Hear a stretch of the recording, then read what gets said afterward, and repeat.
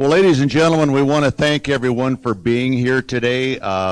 This is a real special event. Probably wouldn't have happened had it not been for possibly Kevin Forrester. Where are you, Kevin? He's probably around here. Kevin, where'd you go? Well, there he is. Come on out here, Kevin. I'm going to have you come up here just a second, Kevin. I would like to have you explain to our folks here today really what happened here and how we discovered the time capsule.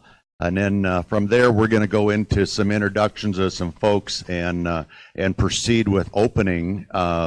It's all in the drawer yet under the model of the courthouse. So I'm going to turn this over to Kevin here for just a second, and if you just kind of let everybody know how we discovered this. Nice, thank you. Back in August, we were going to the History at High Noon series at the library. I was joining the judge to do a presentation on the original courthouse. We'd found a few artifacts, a couple of things to talk about. One of them was this drawing that's over here on the west side of the room that is the basement, first floor and second floor of the original courthouse. And it was done in the mid-20s as part of a heating system upgrade. We were looking for a couple extra props to bring to this History at High Noon event, and the judge had the idea of loading the model that has been in the lobby of the courthouse as long as I can remember. I had it loaded up, and we're getting ready to take it to the library, and the inside of the case was looking like anything that had been there for 50 years would, a little bit dusty. So I decided maybe I ought to clean it up a little bit, and at that point we discovered a drawer in the bottom of it. I opened the drawer and immediately knew that it was a significant find, and it was very, very challenging for me to not go ahead and look at these items. I knew that there was an important piece, though, for our community, and I guess hopefully when we dig through these items today, we'll all think the same thing. All right, Kevin, thank you very much. It's always good to know that you have folks around that take the time and the interest to watch out for things like this, because you know that around our county, things continue to arise and come out of the woodwork that we may or may not know we had until somebody finds it and brings it to the surface as a good memory. So with that said, I'd like to make a couple of introductions here. We've got some folks here today that would like to recognize. We have Judge Day. He's our circuit court presiding judge. That's the word I was looking for, along with Judge Eckrich.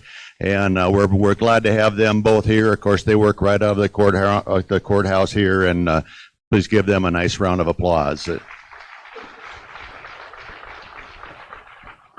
We have on hand here a couple of our county commissioners, including myself. We have Bob Heidgerken, and we have our chairman, Galen Niederwerder. Where are you at, Galen? Galen's in back here.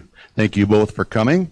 I would like at this point in time for anyone that was here in 1966 for the groundbreaking, and we have the guest book up here. You're welcome to look through that. Please be careful with it.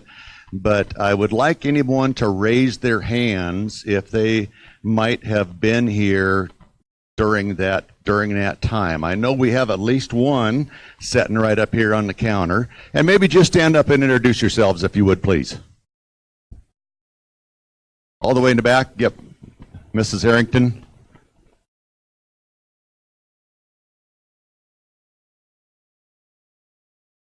Nice. Thank you.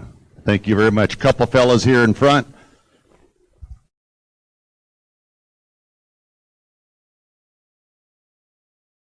Thank you, George. You bet. Yep, we'll get there. Go ahead.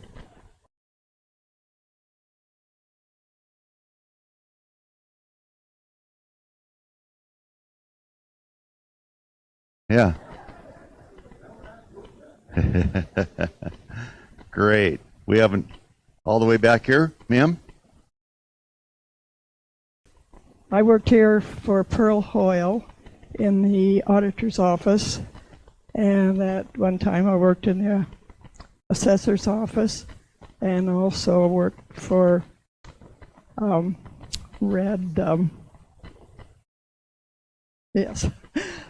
in the treasurer's office for some time.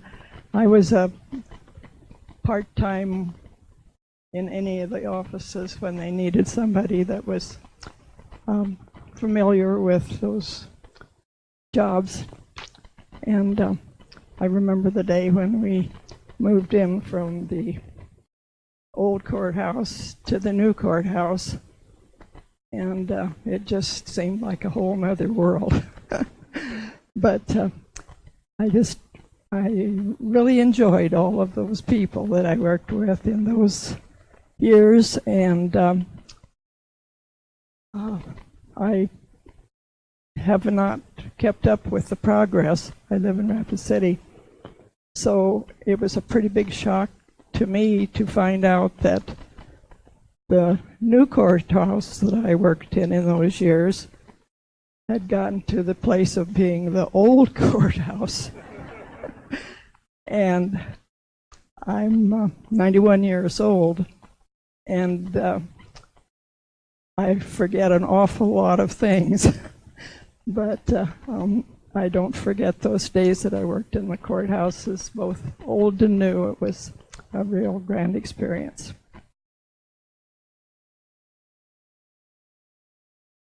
Phyllis Gunnan. Thank you.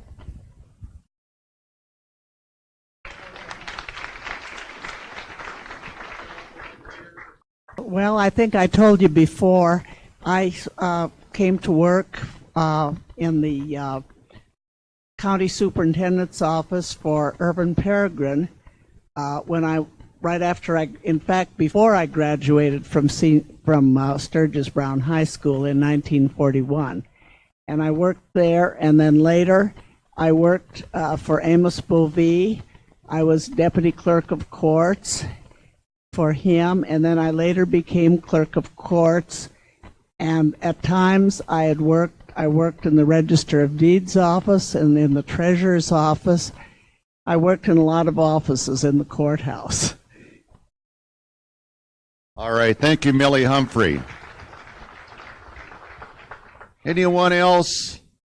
Leona Bruch she's kind of watched a lot of this. We're kind of catching her off guard here. I know. I just don't think she was expecting to speak, but she lives right across the street. So, could you tell us just a little bit of the progress that you saw happen here with this whole deal? Well, to start with, is this loud enough? To start with, I used to roller skate with the sheriff's daughter and her son, and they lived in the basement of the courthouse. And on weekends and evenings, we could skate in the hall of the old courthouse, or outside or upstairs.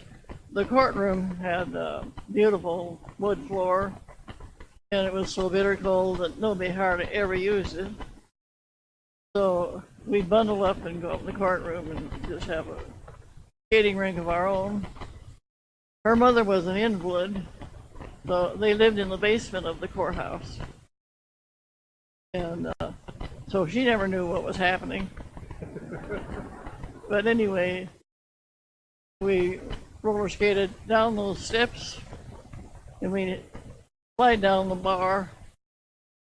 So we got down on the bottom of the steps, and we skate some more, and then slide down to the bar. Got very proficient at it, but we played a lot in the courtroom. I served in jury duty for 9 times, so I kind of lived over here part of the time. And I'm going to pause it. Thank you very much. You bet.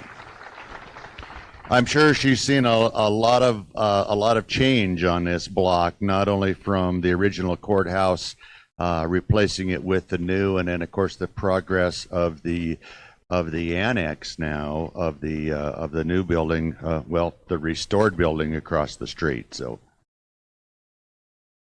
when they tore the old courthouse down, I was working at J.C. Penney Company in the office, and I asked for a half a day off, and I laid over on the lawn and watched them, and I cried when they took the longs to the courthouse and knocked it down. It was a sad day. all right, thank you again, and I'm gonna now turn it over to Bob Grams. His family, of course, dates way back here and has a lot of history. If you can maybe tell us a little bit about the history on the Grams end here, Bob, please. Well, number one, I think this has been a great turnout. This is quite an honor for me and also for our family. The Gramses have been in Sturgis since the 1860s. My great-grandfather, Grandpa William, came over from Germany in the mid-1800s, settled in Chicago in the beginning and worked for the Pullman Company. And according to my father, he moved out and came out by train or wagon, I'm not really sure, to Fort Pierre. And there he met up with Mr. Cameron. A lot of us remember Lefty Cameron from the Tilford, Piedmont area that were ranchers, and a gentleman by the name of Henry Black. And they loaded up, they were tradesmen. They were all tradesmen from Germany and Europe, and they had their tools with them, stonemasons, carpenters, and according to my father, they followed a wagon train from Fort Pierre out and walked behind. They loaded their tools on one of the wagons, and they walked behind all the way out and made it to Piedmont. And Mr. Cameron stayed in Piedmont, what is Piedmont today, and then Henry and Grandpa William came on into Sturgis. And they eventually set up the William Grams and Henry Grams cabinet shop in Sturgis. A lot of people probably remember the old Collingwood Auto Supply that's down by the bowling alley. I think it's a beauty shop now. That was where Grandpa William and Henry first had one of their cabinet shops. And I think they made a living back in those days in the 1860s. A lot of the work was building rough boxes for coffins. And Grandpa William did a lot of work on sandstone buildings. A lot of the sandstone buildings on Main Street were built by Grandpa William. In fact, just today I ran into one of the old contracts, and somewhere I think I even have the original contract if I can find it through all our boxes of things we've saved over the years from the old lumber yard for the contract for the courthouse. And I did find one of Grandpa Williams' contracts with the 6th Cavalry out of Fort Meade to build one of the Cavalry 2-story barracks buildings at Fort Meade that we all know today. In 1907, Grandpa Williams signed a contract to build a 2-story brick cavalry barracks at Fort Meade for $37,000 in 1907. Didn't include any of the inside work other than the building itself. And I remember there was a special letter that was typewritten from the quartermaster for the 6th Cavalry, because evidently Grandpa William had asked to substitute the brick and the sandstone for the building with prime pine lumber from probably Graham Sawmill. And the quartermaster wrote a very nice letter back to Grandpa William and declined. And so Grandpa William, he wanted to amend his contract. I wouldn't blame him, you know. You put a lot more wood up quicker than you can lay sandstone and brick. And a lot of what is here today and a lot of the old buildings are still standing. I felt bad just like this young lady did here when they tore down our old courthouse. I used to ride my bike down the steep hill that went down to Main Street, and I remember the courthouse. But I also am very grateful what the county's done to restore the Erskine building. The Erskine building just down the street here was built by my great-grandfather as well. And that was the old Sturgis High School. And most of the Grahamses went to school there. In fact, one of my grandsons went to school there before they finally decided to close it down, and then school eventually ended up selling it to the county. $1,000 back in, and I can't remember what year it was, 19 something, but it's kind of phenomenal what has happened in the building industry compared to what it was back then. But once again, this is a good honor for me. My brother lives in Washington State. Unfortunately, he couldn't be here. My dad, the senator, would have loved to have been here. He was a great champion for restoring old buildings like he did the Capitol. And he would be proud to see what we're doing here today. He'd be real proud to see what they did with his old high school down here. But thank you for all coming. Great. Just a real nice piece of history there, Bob. Thank you very much for that. Is there anyone else would like to share any portion of, maybe that era of the old courthouse? Is there any memories, any information, ma'am? Yes, I lived in the courthouse for 4 years when Dad was sheriff, and it was I think he went in 1950. This is Carlaga, and anyhow, we roller skated in the basement. We didn't go upstairs to roller skate. I went upstairs a lot, but we had a wonderful, wonderful dog named Tippy that made very, very good friends with all the people who had offices upstairs. Pearl Hoyle and Olive Lindstrom and Mrs. Middlebrook and all of them. Anyway, he would always go in and they would bring him little tidbits, little scraps. Well, of course, Tippy loved that. Came the time that Tippy was very, very old, and it was time for him to pass. And that day, he went up to every single office, and he wouldn't go in. They said, "Well, come on, Tippy, come on in." He went up to every single office, and they came downstairs and died. But it's a testimony to how sweet those people were upstairs, that they would let us kids come up and down, the dog come up and down. It was a wonderful, wonderful place. It was a beautiful building, and I still have fonder memories.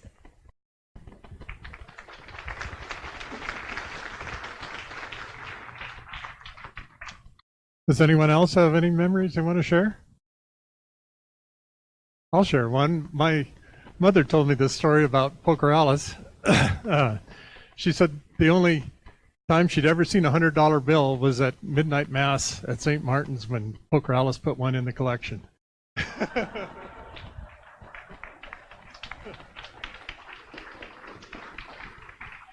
And my mother was Bernadine Bruch, Leona's older sister.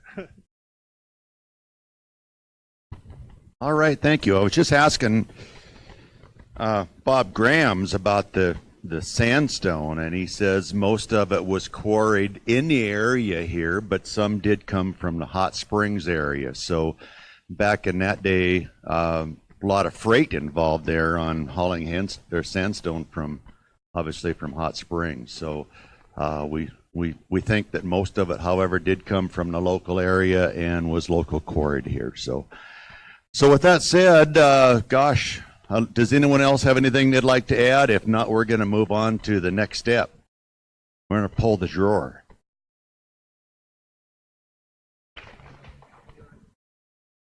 And I think what we'll do, Judge Eckrich, if you'd come up, please, and Bob Grams.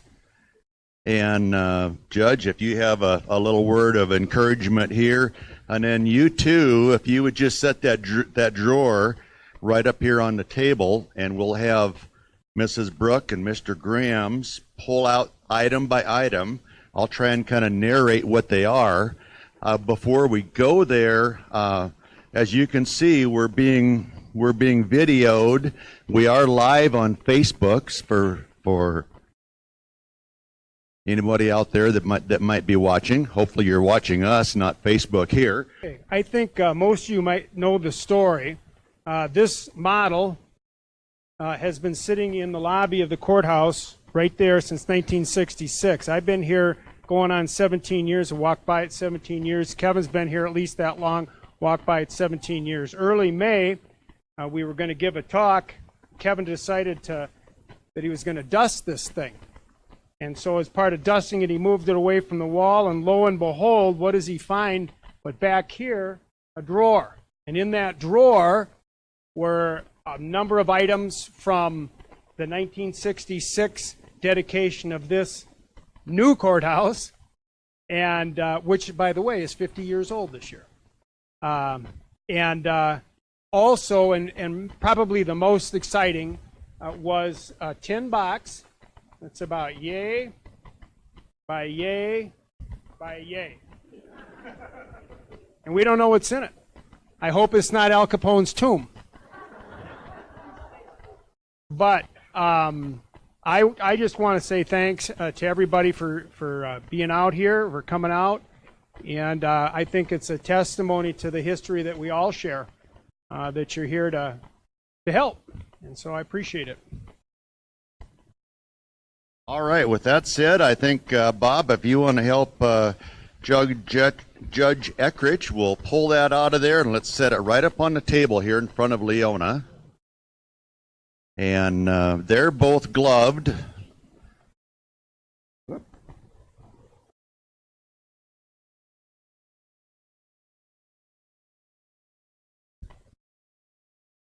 Nice. We'll put that right under the camera here to start with, and then I think what we'll do is move it over and take out each item. We'll camera it, or we'll put it under the camera so everybody can see.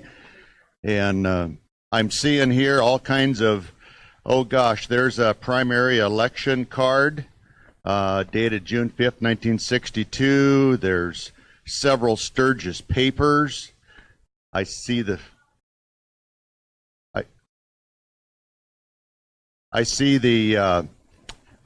flag, and of course the metal box that we were just talking about. So with that said, we're going to move it over and we'll start pulling it out of there. Thanks for the reminder on the gloves. It's easy to go ahead and grab on. And we're going to leave this piece till last. That's the book, or that's the box. Let's start with the newspapers and pull out that first group. And we'll just spread them out here right under the camera. And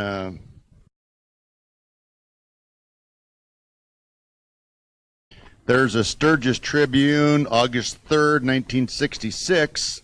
On the front cover, it shows former County Commissioner Bill Grams, whose grandfather, William H. Grams, built the original courthouse, turned over the first spade of dirt in the groundbreaking for the new courthouse on July 1st, 1964. So that was the first groundbreaking ceremony. If you want to flip that over, let's see what's on the bottom of the front page. Now, ladies and gentlemen, I want to tell you, we have had several discussions of where's this going to go, and we have another spot over in the Erskine building that we will renew a time capsule. And with that, the plan is, or at least some of the discussion of the plans, is that we will try and display some of this so you can view it at any time. That's going to take some time, so don't expect it here in a week or 2 weeks or a month or anything on that line, but we'll be working on that project. So next item here is August 3rd, 1966, newspaper, open house Sunday at the new county courthouse. And pictured here are the commissioners. Let's see, I'm just going to read some of those. I know you're going to recognize some of these names if I can get my readers on here. Okay, front page, county commissioners and officials were on hand to greet visitors to the new Meade County Courthouse during the open house scheduled there Sunday. At that point in time, there was Jim Simons, who was the county highway superintendent, Commissioner Edgar Harrington, Joe Rovere, Delbert Stinson, Joe Isaacs was the chairman, and A.A. Lushbaugh, County Auditor Pearl Hoyle, and State's Attorney Herman Walker. And that's pictured right there on the front page of the paper, along with some other, that was during the period when Leonard Herbst was promoted to major. Yeah, nice. He was a commander of the 109th Engineer Battalion here in Sturgis. And I believe that's where he was promoted from major to colonel, it says. So that's a nice piece of information there. There was another item. What would that say about Lushbaugh's hardware? I think it was. Just a little tidbit. Lushbaugh's honored at church picnic. I thought it was something about the hardware store. So next up, we have an artist drawing of the new courthouse, which is, of course, the one we're in. Nice color drawing of that. Was there any information on the back of that, Bob? Did you notice? I don't see any further information. I'm not gloved, so I won't handle it there. So I'd wonder, do we dare unfold that? I think we could. Yeah, great. This says, there's a note here. It says, this flag was presented to Meade County for special use by Mr. and Mrs. Robert Hardy of Sturgis. It was flown on the dedication day of the new courthouse, August 7th, 1966. So that's saved for years to come. Looks like it might need refolded someday, but maybe you don't want to do that, probably. There's a lot of newspaper articles here. Let's just look at a few of the headlines here. This is dated October 25th, 1978, and there must be something here regarding school boards. Here's more debate on sex education. How about that? What was that? Let's flip that over once, if you don't mind.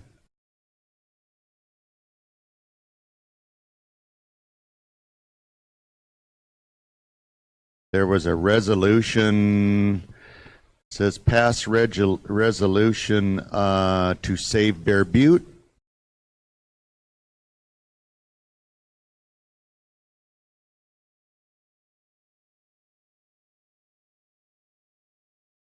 Yeah, I don't see anything else here that's, there may be more inside the paper once we get them to a place where we can open them.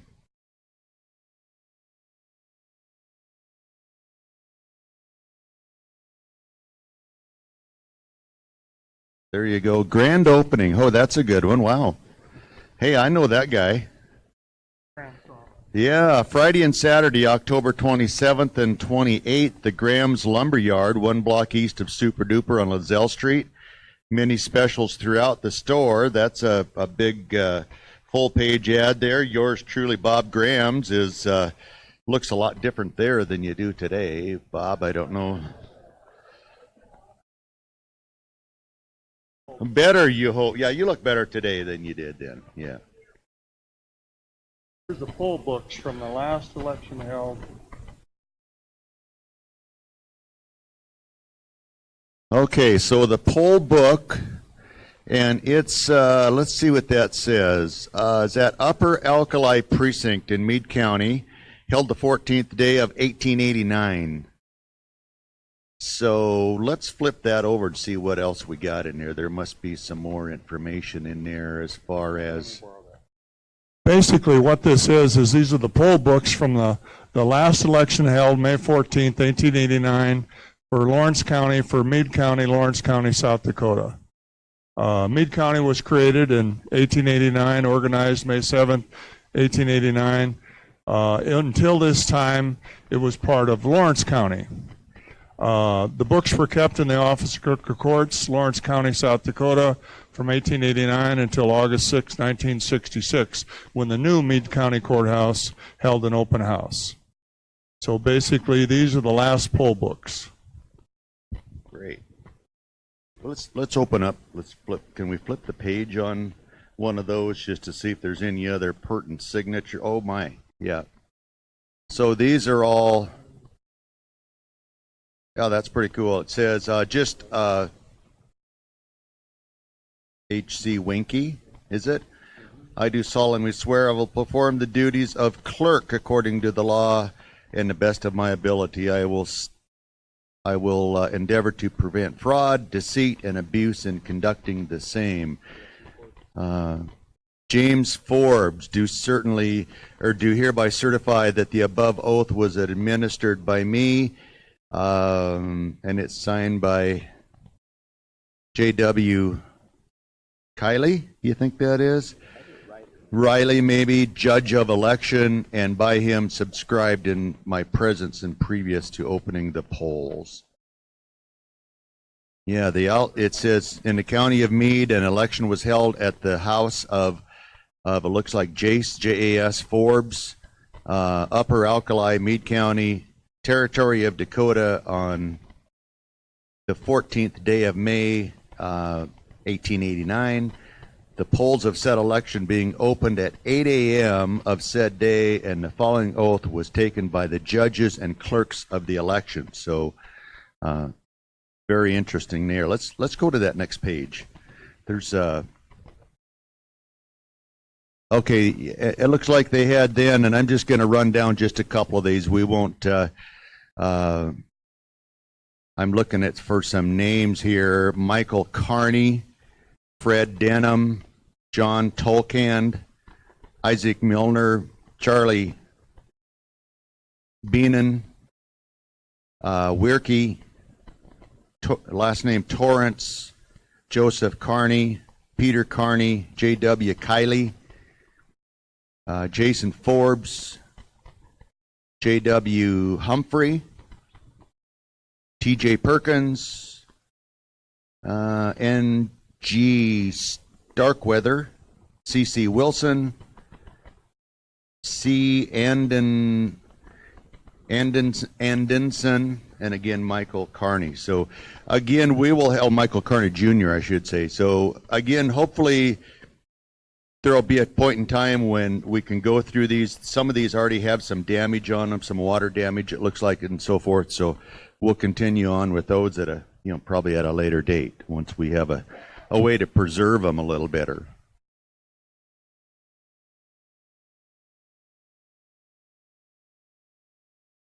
We're being careful with this stuff and these gloves and all. This is Mark Rambow. He's a professional archivist and historian, him. And so he's been a huge part of not just today, but he's going to be taking care of the future and making sure that all these artifacts and items that we find are preserved, and that's why he's up here too. Yeah, thank you again, Mark. You bet. Yeah, we'll leave the video inside. I don't think we want to try and do anything with that, but there's a couple of papers in there that might have, it looks like it was probably used for packing, but may have some significance today. Yeah, tape of the groundbreaking in 1964, so 50 years ago.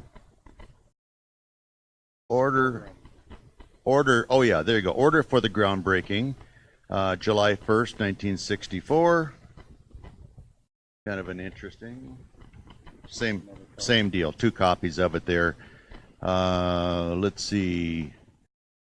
There's some names there you'll recognize. Alan A. Lushbaugh's music provided by KBHB Radio, Reverend Roy Gilbertson, Mayor of Sturgis Francis Langan, Chamber of Commerce President Morris Hallock. Introductions, let's see, Commissioners Edgar Harrington, Joe Isaacs, Delbert Stinson, C.L. Donaldson, Alan Lushbaugh. Architect was Robert Brewster Gay. Chairman of the Meade County Commissioners was Edgar Harrington. Speaker of the day, E.V. Morrill. He's a local attorney, was an attorney here for years and years. We had introduction of residents of Sturgis at the 1894 ceremony and others that were here at that time. The groundbreaking was with William L. Graham's benediction from Father Edward Francis Fitton, Fitton, and again, music provided by KBHB Radio. Taken from the cornerstone of the old courthouse in March of 1966. So, all right, here we go. We're going to let Leona do that. We're just help her get that lid off, and we might even need some help with it. To our knowledge, this hasn't been opened since it was put in there.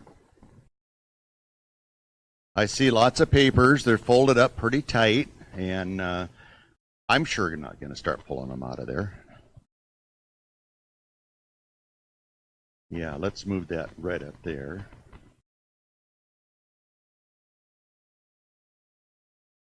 Okay, there we have Constitution and Bylaws of Sturgis Hose Company number 1 from the Fire Department.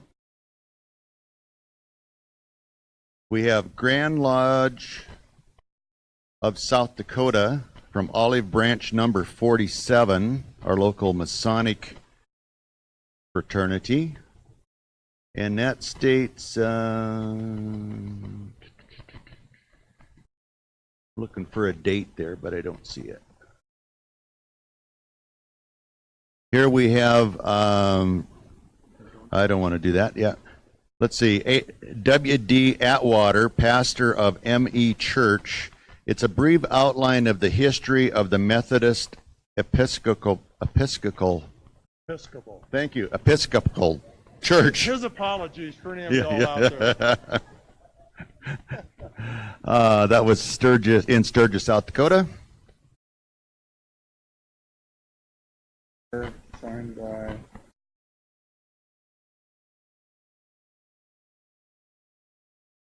George W. Packard, clerk. Presbyterian Church of Sturgis, organized October 27th, 1886. Person, Reverend J. So it's an organization letter for the First Presbyterian Church here in Sturgis. Yay! Attaway Presbyterians. I'll bet there's some Catholics in there too.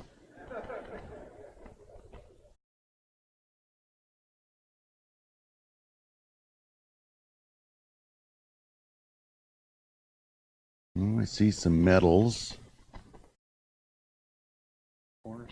Oh, here it is. The list of articles to be found in the Cornerstone, Program of the Day, Sturgis Record, Sturgis Advertiser, Reports from Board of Education, St. Martin's Academy, St. Aloysius Church, St. Thomas Episcopal Church, M.E. Church, Presbyterian Church, Olive Branch Lodge, Impressions of Seals by Circuit Court.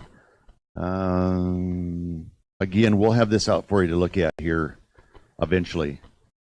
But that probably tells us what everything that we're going to see in here is what I'm thinking.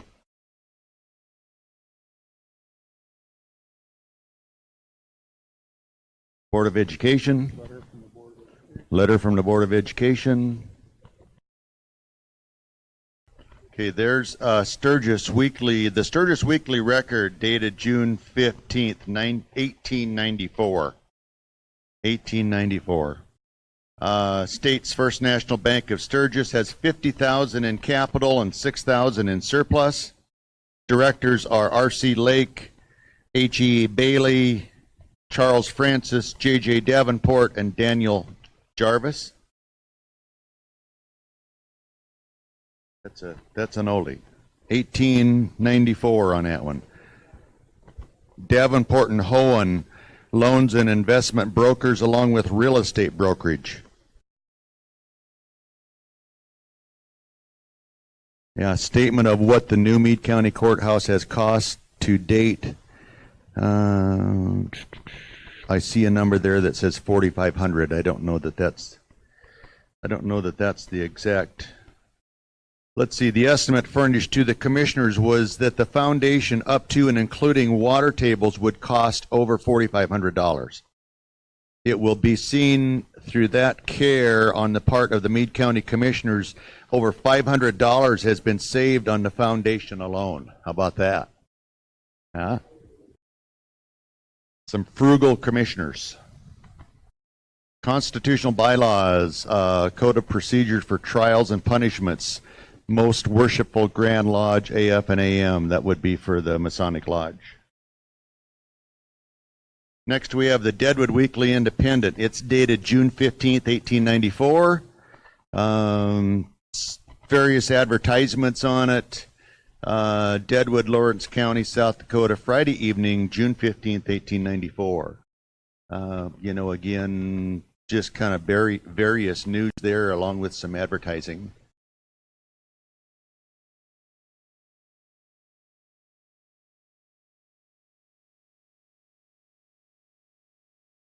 Okay, this is from the Sturgis Advertiser, Meade County, South Dakota.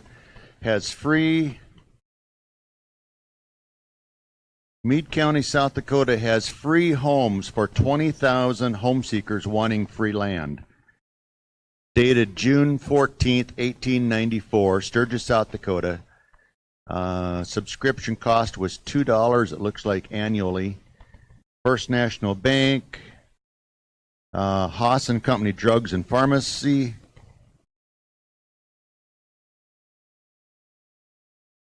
Charles Mueller, druggist and optician, Brandt's Bakery, bread, cakes, and pies. Laying of the cornerstone, Meade County Courthouse is the next item, and it's just a schedule of the events. 9 a.m. was convening the Grand Lodge procession. 9:30 was procession marches to the Courthouse Square. 10 a.m. laying of the cornerstone by the Grand Lodge. 11:15 dinner at Scollard. Visit 2 p.m. visit to Fort Meade and vicinity, and 4:30 p.m. departure of honored guests. Oh my! Advertising, and I don't see a date on it. Sturgis, South Dakota. Let's see, Key City of the Black Hills, 1887. Says 1887 there. Fremont, Elkhorn, and must be Missouri. What is it? Missouri Valley Railroad. Yep. Okay. Advertising Blooms. It was a clothing, boot, and shoe house on the corner, on the Main Street corner of First Street in Sturgis. Everything to wear for men and boys. Best value for the least money. Pretty interesting. I'm thinking so. I'm thinking that was probably out of the original Cornerstone, and there's.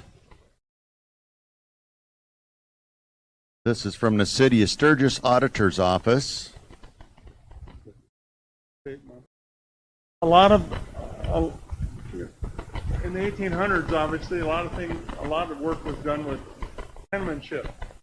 So I'll put this down here and you can see it, but a lot of the people that wrote out these things, my great-grandfather and my dad as well, had a very good pen.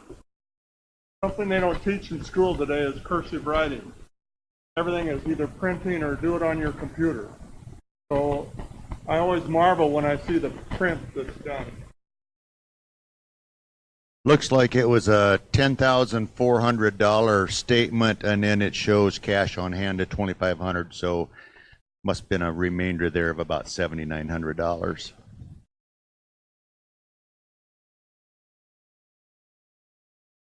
Box is empty.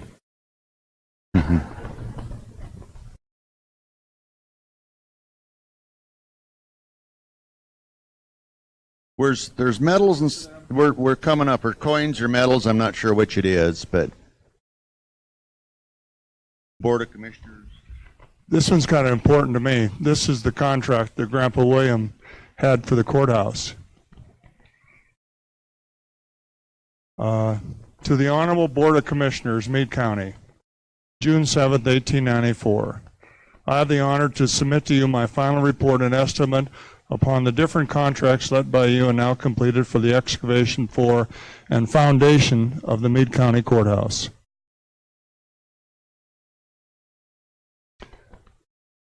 Haul and bury, excavation of dirt, $193.63.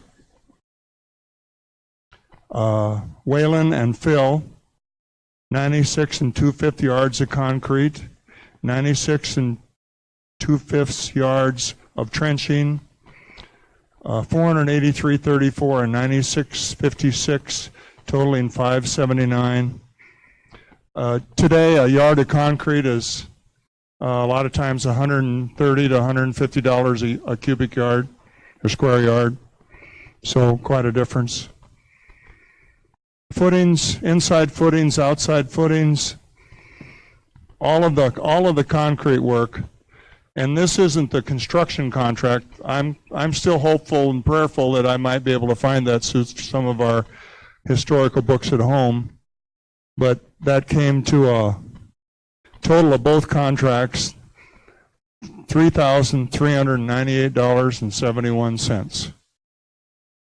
I don't know if anybody here knows what the new courthouse cost, this one here, but this was in 1894, so obviously considerably more. All right, next up here, like we have some check. Is that checks?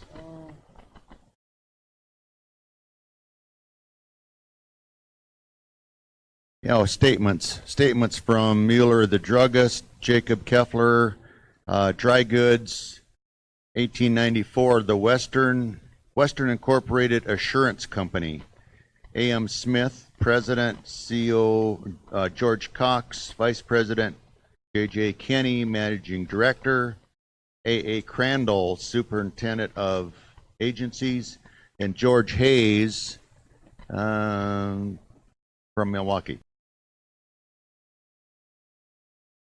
Okay, there's a,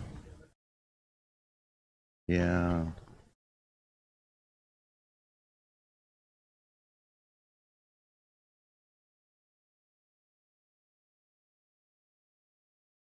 Maybe there's some seals here we're finding. It looks like it's either a medallion, it looks like a medallion. Let's turn it around just a little further, no, the other way. 180.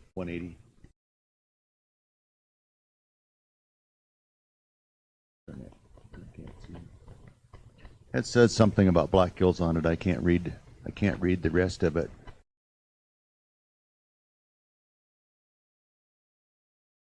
We have Enterprise Lodge number 303 from Pittsfield, Illinois.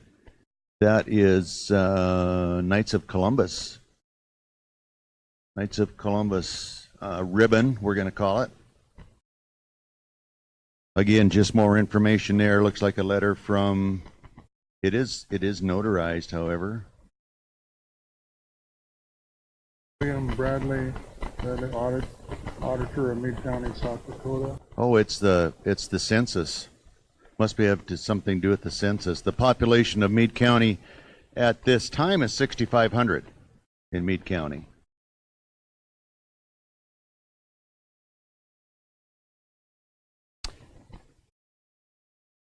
'94 was it? 1894. Yeah. Academy, June 15th. That might be one of them $100 bills that Robert was talking about earlier. Maybe not. Ooh, crunchy.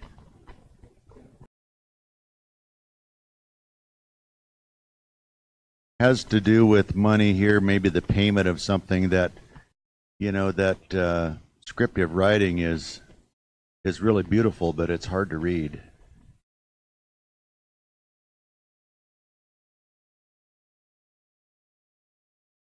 Can we see maybe what is on those brown? There you go. Yeah, it's stamped Sturgis, South Dakota. What? Something number 157 something camp. I can't read the first part of there. Maybe you'd...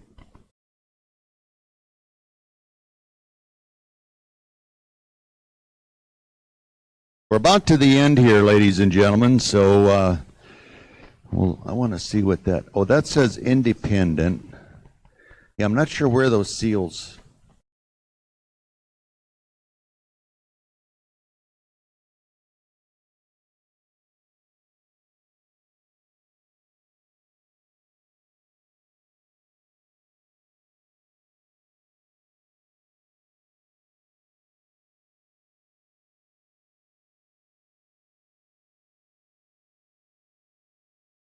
Part of a statement for H.O. Anderson Hardware. Yeah, dated 1894, H.O. Anderson Hardware. Part of a statement. There's another one. S.T. Voorhees. Hardware and farming. Dealer, and you know, these are like business cards. Actually, is probably what they are. As there's an 1894 Royal Insurance Company pamphlet. First National Bank. You know, I got to tell you, speaking of time capsules, I thought we would find it here when we had the blizzard, here on October 3rd a few years ago. When Jacobson Ford was rebuilt, we put a time capsule in the wall of the new addition. And when they started tearing that building down, I went to the construction company and I said, watch for that time capsule, you know, because we put everything from business cards to money to what have you, commemorating that date. As it turns out, the new part didn't come down, so that time capsule is still in there. And someday, down the road, somebody will be maybe tearing that down and discover this time capsule. It was dated probably about about 2001, 2002, somewhere in there. So it's already been 25 years. Oh, nice. Anheuser-Busch Brewing Company. The commissioners must have had a party. Oh, celebration, I'll bet, of the grand opening, huh? Bottles of beer, bottled beer. They spent $222.50. Tell you, we'd never get away with that today. They got a lot of beer. They got a lot of beer for $222. That's exactly right. Well, ladies and gentlemen, that looks like pretty much the rest of this is business cards, memorabilia from the day, everything from Milwaukee Blatz's beer to W.W. Johnson. I think that's probably from the railroad. There's we might want to. Is there a medal in that? Oh yeah, like a bronze. I don't know that it's a bronze star, but that's what it is. Is a bronze colored star medal. It says Grand Army Badge. Captured cannon medal. Well, ladies and gentlemen, that pretty well tells you the story of what we found or what was in there. I don't know what the expectations were. I think it's very interesting. There's a lot of history in here. And again, hopefully either in this building or in the Erskine building, the commissioners and the county will see fit to have maybe like a nice display built for this, where it can be displayed to everyone. You can come in and read it. You probably won't be able to handle it, you know, but you'll sure be able to come in and read it. And we sure look forward to that day when that can happen. On that note, Judge Eckrich, do you have anything you'd like to say? You bet. Thank you, everyone. We sure appreciate your attendance. Thank you to Mrs. Bruch and Mr. Grams for your help. Commissioner Heidgerken, everyone else for attending. Thank you very much. It's been a pleasure working with you. Thank you.